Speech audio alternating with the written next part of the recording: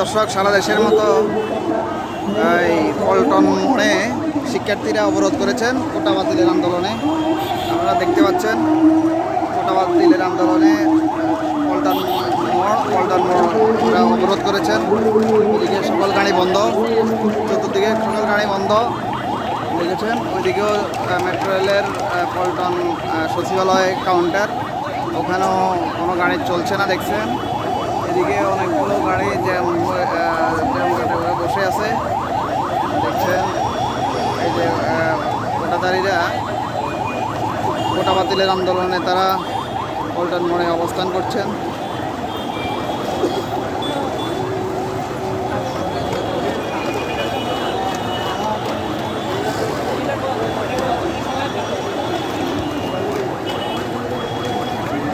শিক্ষার্থীরা বসে পড়ছেন।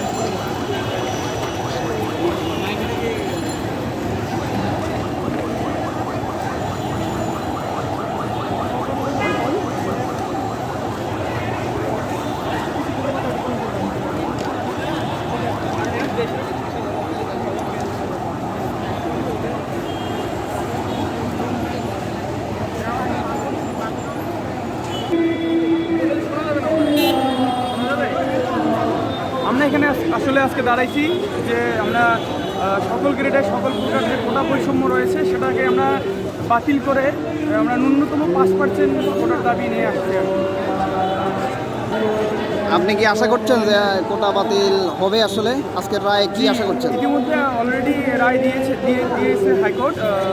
গত 5ই জুন হাইকোর্টের যে রায় ছিল যে কোটা বাতিল হয়ে যাবে, কিন্তু আজকে আপিল বিভাগে যে রায় দিয়েছে সেটা ওই যে 5ই জুনের রায়টাকে 100 মাসের জন্য স্থগিত করা হয়েছে। কিন্তু আমরা হাইকোর্টের রায়কে সম্মান জানাই, কিন্তু আমাদের দাবিটা হচ্ছে সরকারের নির্বাহী বিভাগের কাছে। আমরা একটা কমিশন গঠন করে কোটার যৌক্তিক সংস্কার চাই। মানে সর্বোচ্চ 5% হতে পারে এই কোটাটা।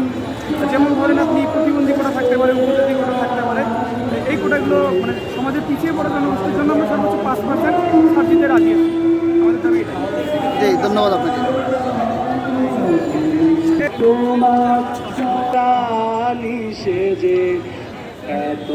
একে মহিউদ্দিন, সংবাদের পাতা, পল্টন মোড় থেকে।